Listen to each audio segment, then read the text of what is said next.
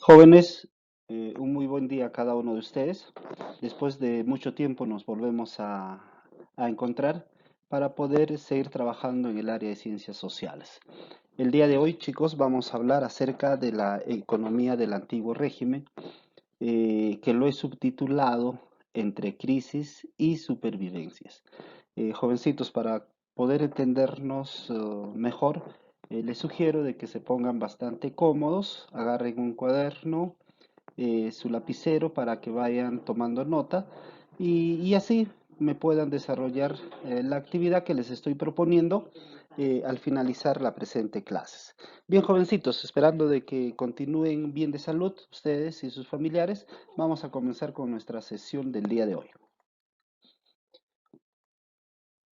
Bueno, para hablar, jovencitos, de la economía del antiguo régimen, tenemos que analizar su formación económica. ¿Qué cosa es su formación económica? Viene a ser su base, es decir, viene a ser la estructura misma en la cual descansa toda esta organización denominado el antiguo régimen. Para hablar de su formación económica tenemos que hablar de las actividades económicas.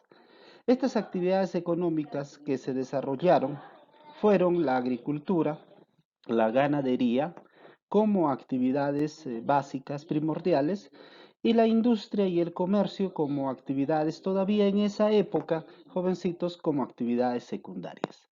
Hablemos de la agricultura. Las tierras en ese entonces, jovencitos, eran poco fértiles, eran tierras de subsistencia, es decir, se dedicaban a la agricultura pues de una manera no desarrollada, ya que para su época países como España, por ejemplo, jovencitos, tuvieron sus fuerzas productivas no tan desarrolladas. Por lo tanto, la tecnología que utilizaban para producir sus tierras no eran tan buenas y esto desencadenaba pues en una agricultura no muy desarrollada. Al mismo tiempo también, jóvenes, la agricultura depende más del clima y de la clase trabajadora. Es decir, la agricultura era buena si es que el clima le daba pues sus aditamentos necesarios como la lluvia, les dotaba de agua y entre otros factores más, si es que no caía helada, por ejemplo, ¿no? Entonces, la agricultura se basaba justamente en el clima y no solamente en esta, sino se sustentaba en el trabajo pues de los campesinos, en este caso denominados socialmente de la clase trabajadora. En esta imagen podemos ver cómo los campesinos pues se dedicaban a cultivar la tierra. Por otro lado, jovencitos también practicaron la ganadería, pero una ganadería poco desarrollada, porque sus instrumentos no lo habían desarrollado adecuadamente, por lo tanto, la ganadería se convertía en una actividad simplemente decorativa. Si es que nosotros analizamos, jovencitos, el antiguo régimen, a pesar de su poco desarrollo en términos ganaderos, en términos de la agricultura, pues esa fue la base de su economía. Entonces nosotros nos podemos imaginar que la sociedad del antiguo régimen no la pasaba tan bien. Si su base económica no era muy eficiente, entonces eso significa que había muchos problemas sociales.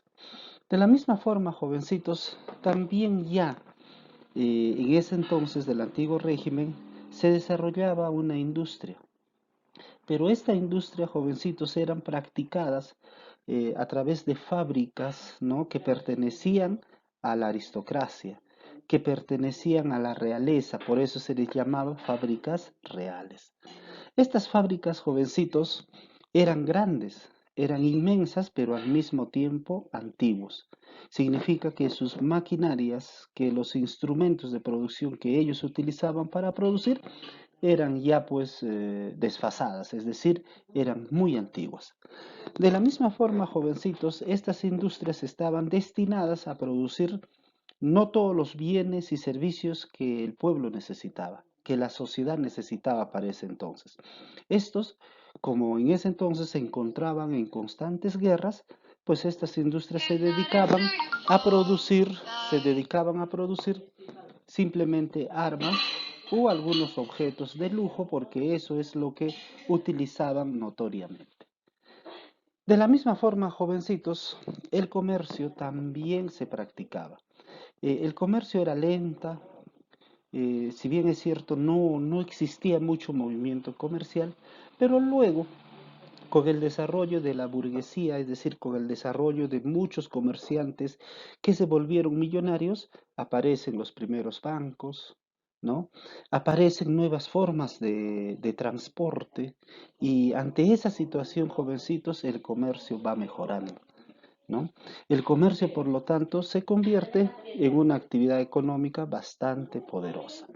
Es así que el comercio, por ejemplo, se daba a través de una circulación con el exterior. Por ejemplo, se daba el comercio entre los países europeos y América.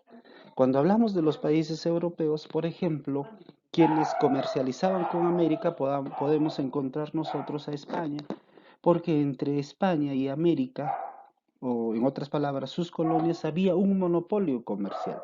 Es decir, América no podía comercializar con otras naciones europeas, sino solamente con Europa. Ante esa situación, por ejemplo, países como Inglaterra, Holanda y otras más, pues se dedican a practicar el piratismo, el corsarismo, en donde pues asaltaban los barcos que procedían de América, los barcos españoles, los asaltaban y esas riquezas pues iban a parar a manos de algunas dinastías en Inglaterra. Así como se dio un comercio exterior, también se dio un comercio interior. Este comercio interior era no muy ágil, es decir, había muchas restricciones. El comercio interior, es decir, el comercio dentro de los países europeos, pues era muy trabado. En otras palabras, existían muchas aduanas, se pagaba mucho impuesto, pero a pesar de eso, jovencitos, la economía de la burguesía en ese entonces se consolidó bajo esas reglas de juego. A pesar de que los reyes, los príncipes, las dinastías en ese entonces cobraban muchos impuestos por realizar comercialización dentro de los países, a pesar de eso, la burguesía que se dedicaba a esa actividad económica tiende a acumular muchísima riqueza y obviamente se configura como una clase social bastante importante. Pero todas estas actividades económicas a la cual hemos hablado, chicos, no serían posibles sin las fuerzas productivas. Miren, las fuerzas productivas, jovencitos, se convierten ya en una categoría histórica, ¿no? Por el hecho de que sin estas fuerzas productivas no existiría ganadería, no existiría agricultura, no existiría industria, tampoco comercio, tampoco ninguna actividad económica. Cuando yo hablo de las fuerzas productivas, hablamos de la naturaleza, ya que la naturaleza nos dota de materia prima, de agua, de tierras, ¿verdad? Que son importantes para todo tipo de producción. De la misma forma, para que la naturaleza pueda transformarse, se necesita herramientas. ¿Qué sería la chacra, que es naturaleza, sin el pico, sin la lampa, sin los tractores, que vienen a ser herramientas? Pero para que las herramientas funcionen, jovencitos, se necesita mano de obra, es decir, se necesita trabajo. A través del trabajo funcionan las herramientas y con el funcionamiento de las herramientas se puede producir la naturaleza. Entonces, jovencitos, naturaleza, herramientas y trabajo constituyeron la fuerza productiva también en el antiguo régimen, al igual que en la actualidad. Pero ¿cómo se utilizaron, jovencitos? En ese entonces, la naturaleza y la herramienta eran propiedad privada, ¿sí? Eran dos elementos de la producción quienes estaban en manos de la clase privilegiada. Por lo tanto, estas personas llamadas privilegiadas, que estaba constituido por reyes, por príncipes, por duques, que estaba constituido por la burguesía, por el clero, por el poder de los religiosos, pues estos privilegiados tenían como propiedad a grandes extensiones de terrenos, que eran naturaleza, así como también jovencitos eran dueños de las herramientas que utilizaban para producir en la naturaleza. Así también, jovencitos, surgen la clase burguesa, esta clase burguesa que eran dueños de las fábricas, de las industrias, que al mismo tiempo también eran dueños de sus herramientas y de su naturaleza. De esta forma, jovencitos, también mientras existían los privilegiados, también eso implicaba que existían los no privilegiados. Los no privilegiados, jovencitos, solamente eran dueños de su fuerza de trabajo. Los no privilegiados, por lo tanto, eran pobres porque no tenían dentro de su propiedad a las herramientas ni a la naturaleza, porque eso era propiedad de los privilegiados. Los no privilegiados, es decir, los pobres, solamente eran dueños de su trabajo. Este trabajo que era vendido por una mísera cantidad de dinero a las clases privilegiadas. Vamos a analizar, jovencitos, quiénes pertenecían a la clase privilegiada. A la clase privilegiada en el antiguo régimen, pues la constituían la nobleza, el clero, el poder religioso y la burguesía como nueva clase social. ¿Quiénes eran los de la nobleza? Aquellos reyes, príncipes, aquellos que tenían el poder político y que se dedicaban para poder subsistir y tener grandes riquezas, se dedicaban a la producción agrícola y a la producción industrial. Para dedicarse a la producción agrícola, ellos utilizaban a la clase no privilegiada, como a los campesinos, ¿no? A los artesanos, para que se pudieran dedicar a la agricultura y a la industria. Más abajo de la clase nobleza podemos encontrar al clero. Acá se encontraban las autoridades religiosas, como los sacerdotes, los curas, ¿no? El papa y toda esa casta o toda esa clase que detentaba un poder religioso. Ellos, como religiosos, se dedicaban a la producción agrícola. La iglesia tenía pues cantidad de terrenos, cantidad de naturaleza que hacían trabajar de la misma forma que la nobleza a los no privilegiados. Pero los del clero, aparte de dedicarse a la agricultura, haciendo trabajar a los no privilegiados a favor de ellos, también recibían regalías. Esas regalías eran pues cantidades exorbitantes de dinero que a veces los otorgaban la nobleza o que a veces, jovencitos, también los otorgaban los no privilegiados. Por ejemplo, los no privilegiados estaban obligados, jóvenes, a pagar el diezmo en forma de tributo a la iglesia. Y la iglesia los consideraba como ciertas regalías. De la misma manera también el clero recibía esas regalías de parte de la nobleza, porque no faltaba por ahí un duque, un marqués, un príncipe, que quería, por ejemplo, el perdón de sus pecados. Entonces el poder religioso, pues para perdonar sus pecados, necesitaba ser pagado con una determinada cantidad de dinero. Y eso, jovencitos, se convirtió en una gran riqueza que poco a poco amasó la iglesia, sobre todo la iglesia católica. Y que dicho sea de paso, el día de hoy, pues la iglesia católica y el Vaticano constituyen una de las empresas, una de las instituciones más sólidas y más millonarias del mundo entero. Más abajo del poder del clero, jovencitos, se encuentra la burguesía. La burguesía, chicos, se dedicaron a la producción industrial, pero sobre todo, en un primer momento, al comercio. El comercio, jovencito, fue la base de la burguesía que les ayudó a ellos a recaudar grandes cantidades de dinero con la finalidad de que se dedicaran a la producción industrial. Cuando luego, jovencitos, se dan los movimientos sociales en contra del antiguo régimen, esos movimientos sociales fueron preparados por la burguesía. La burguesía movió a la clase no privilegiada, a los campesinos, para que se rebelaran contra la nobleza y de esta manera la burguesía, que ya tenía poder económico, pueda tener el poder político. Entonces, jovencitos, en el antiguo régimen, si bien es cierto, hubieron tres clases dentro de la gran clase de los privilegiados. Por otro lado, jovencitos, más abajo, dentro de la clase no privilegiada se encontraban los siervos, se encontraban los esclavos. Los siervos eran personas que vivían explotadas, no tenían muchos derechos, ya que los derechos se lo otorgaban los de la nobleza o en su defecto la casta religiosa. Y es más, el total de la propiedad de la tierra lo tenía en un 40% en ese entonces la nobleza. Y solamente un 7 a 10% estaba en manos de los siervos en forma de propiedades mínimas, en forma de propiedades familiares. Fue una sociedad obviamente estamental, fue una sociedad clasista, donde la nobleza, el clero y la burguesía pues vivía de la explotación al siervo. Pero más abajo todavía se encontraban los esclavos. Estos esclavos jovencitos eran personas que ni siquiera eran dueños de sí mismas.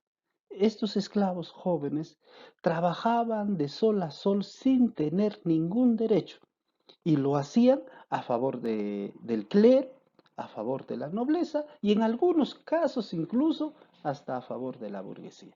Entonces, jovencitos, si es que ustedes analizan cómo en el antiguo régimen hubieron clases sociales totalmente diferenciadas, donde las clases privilegiadas pues resultaban siendo las clases más detentoras del poder económico. De esta manera, jovencitos, hemos analizado la formación económica que se dio dentro del antiguo régimen. Ahora pasemos a detallar, chicos, la crisis demográfica que se dio en el siglo XVII. ¿Sí? En el siglo XVII, si bien es cierto, la agricultura no estaba muy bien desarrollada, la economía no tenía un sustento como debiera de ser. Encima, muchos países vivían en problemas, en conflictos. Todas esas cuestiones generaron crisis demográfica. Estas crisis demográficas, jovencitos, obviamente influenciaron en el decrecimiento poblacional. Es decir, que la población, sobre todo en Europa, chicos, en vez de aumentar, simplemente decreció. En vez de desarrollarse enormemente, simplemente jóvenes comenzaron a morir grandes cantidades de personas. ¿Y a qué se debió? Bien, estos problemas básicamente se suscitaron en Europa Central, ¿no? En estos países de Alemania, Polonia, ¿no? Austria, Hungría, ¿no? Entre esos países. Por otro lado, también ese problema se extendió a Europa Oriental, ¿no?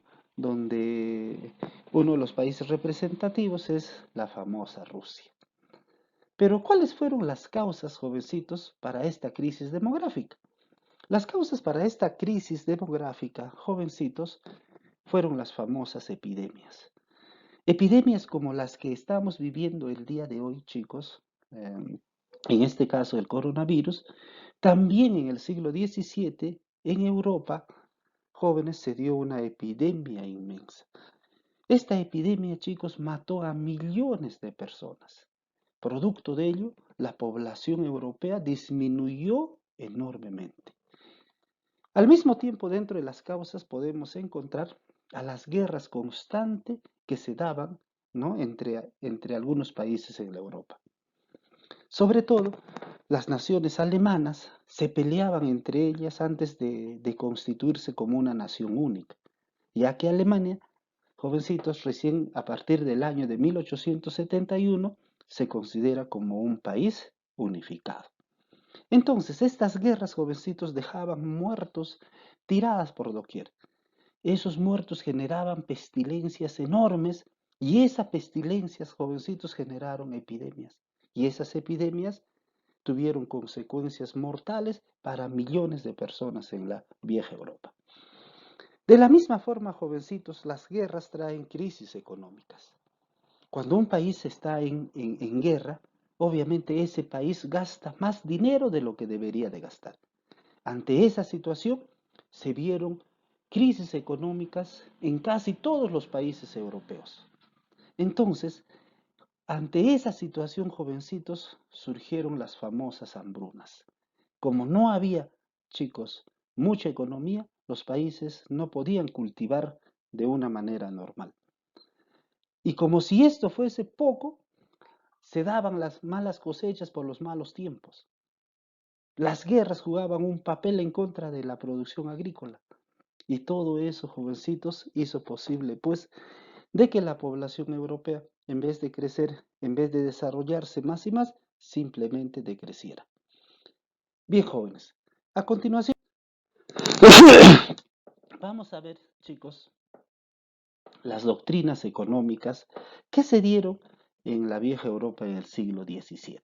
Cuando yo hablo de las doctrinas económicas, jovencitas, estoy hablando de los pensamientos a nivel económico. ¿Cuáles fueron estos pensamientos económicos que se dieron en la vieja Europa? Uno de los pensamientos bastante característicos de esos tiempos, que apareció entre los siglos XV y estuvo de moda hasta el siglo XVIII, fue el famoso mercantilismo. El mercantilismo, jovencitos, manejaba ciertos principios. Uno que viene a ser el metalismo, ahora les explico, el comercialismo, el intervencionismo y el proteccionismo. En cuanto se refiere al metalismo, jovencitos, el mercantilismo consideraba la teoría de que una nación es rica dependiendo que esta nación acumulara gran cantidad de oro y plata.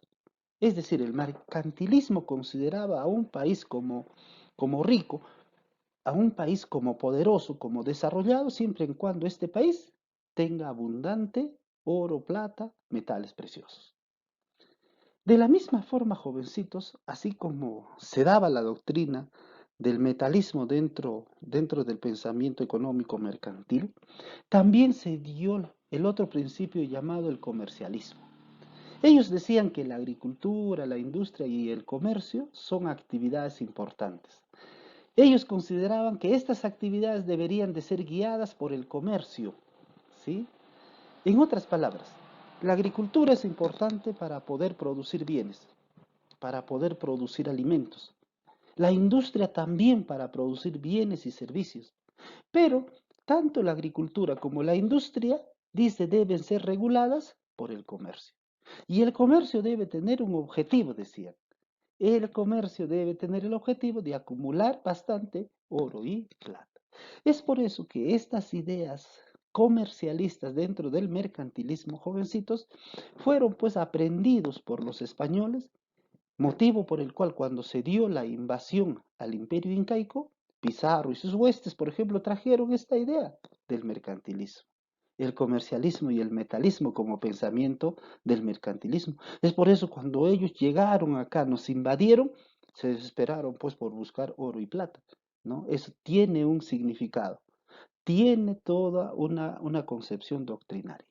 Bien, también esta doctrina mercantilista tiene el principio del intervencionismo. Eso significa de que el Estado debe intervenir directamente en la economía de un país. Es decir, que la economía de un país, sus riquezas deben de ser administradas únicamente por el Estado. El Estado debe ser la rectora, el Estado debe ser la directa administradora de todos los bienes, de toda la riqueza que se genera en un país. Entonces, jovencitos, acá todavía no estaba de moda el libre mercado ni posiciones liberales. ¿Sí? Bien. Por otro lado, también, jovencitos, dentro de los principios del mercantilismo encontramos al proteccionismo. Eso significa que el Estado debe garantizar la balanza comercial. ¿Qué quiere decir que el Estado debe garantizar la balanza comercial? El Estado debe garantizar que en un país haya más exportaciones y menos importaciones. ¿Eso qué significa?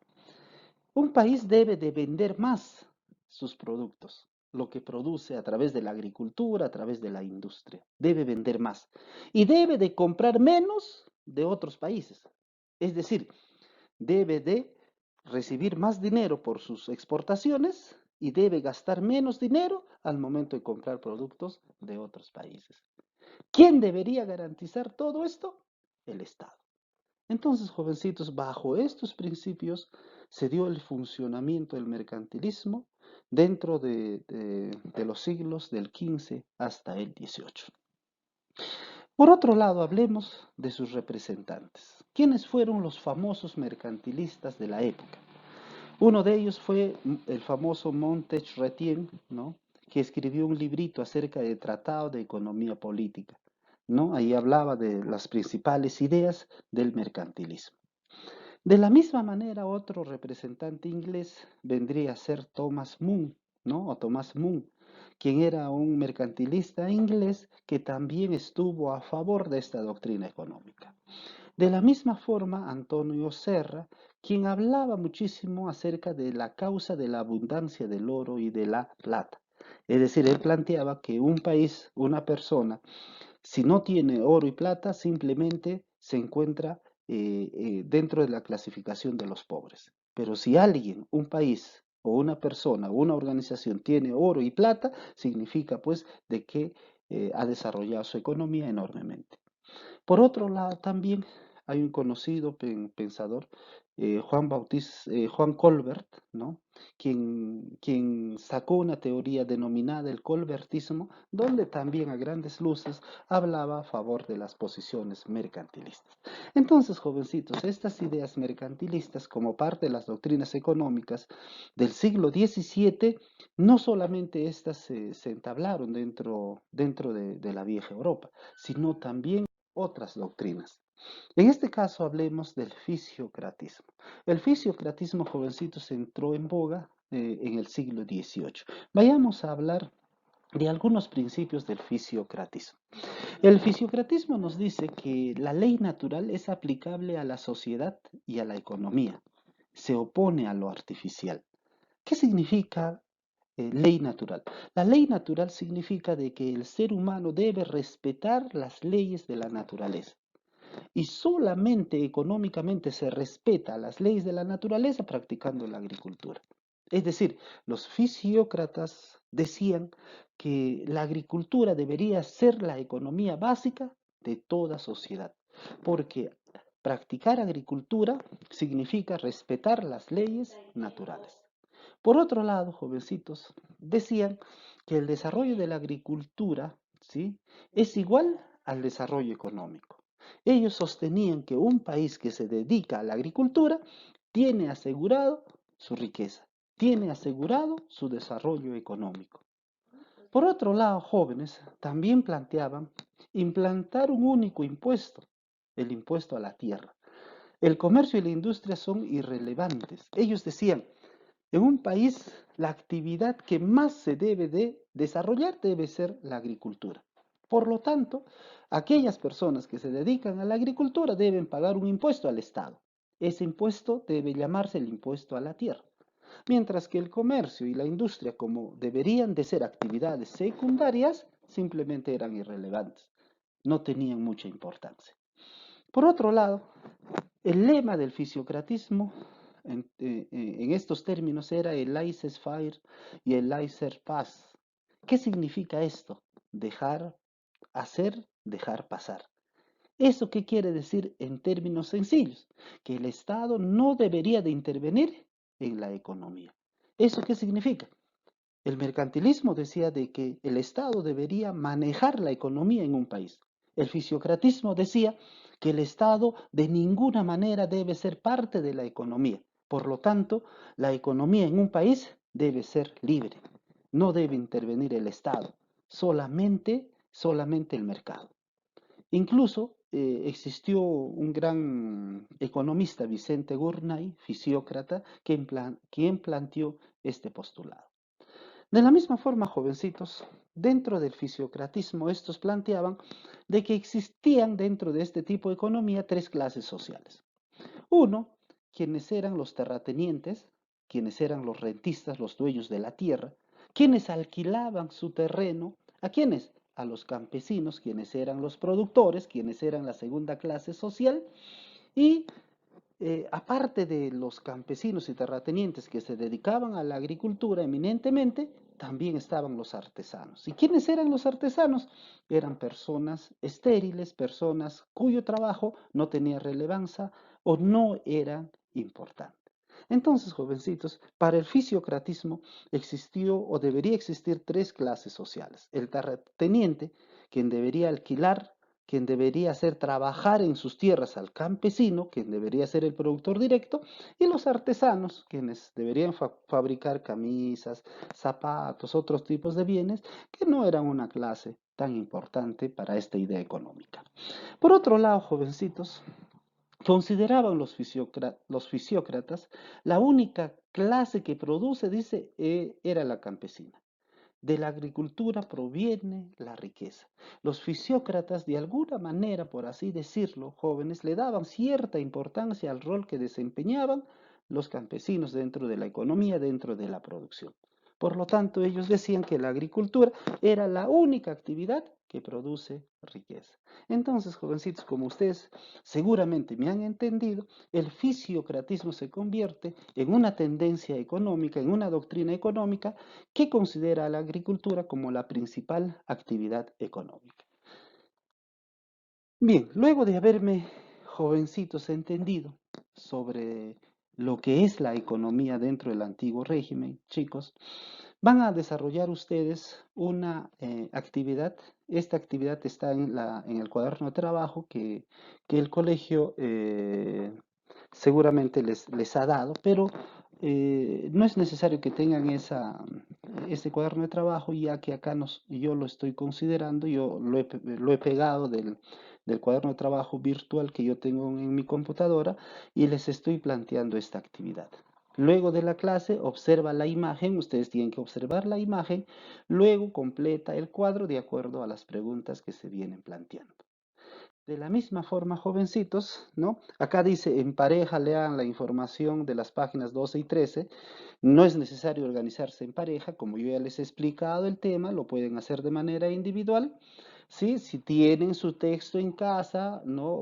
Busquen la página 12 y 13, lo leen, y si no lo tienen, utilicen este video con la finalidad de captar las ideas centrales. Por eso yo les dije, separen su lapicero, su cuadernito, para que puedan tomar nota de las ideas principales. Entonces, si no tienen el libro, no es necesario, esta clase les va a servir para poder desarrollar esta actividad. Luego dialoguen, no van a dialogar, dialogarán con ustedes mismos acerca de las causas y consecuencias de la crisis económica en Europa durante el siglo XVII y completa el siguiente cuadro. Es decir, ustedes van a hablar acerca de la crisis de Europa en el siglo XVII y van a determinar cuáles fueron sus causas, por qué Europa vivió una crisis económica y cuáles fueron sus consecuencias. Bien, jovencitos, de esta manera llegamos a la parte final de esta clase. Espero pues de que a través de este video esté contribuyendo a que ustedes puedan continuar con sus estudios, ya que lamentablemente por cuestiones de la pandemia no podemos encontrarnos de manera personal, pero confío de que ya en los próximos días las cosas van a cambiar y bajo esa perspectiva nos vamos a volver a encontrar en nuestras aulas de clase. Jovencitos, muy agradecido por la atención prestada y estoy esperando de que ustedes pues me reporten sus evidencias por el grupo que hemos creado en el WhatsApp. Cuídense, chicos, y hasta la próxima semana.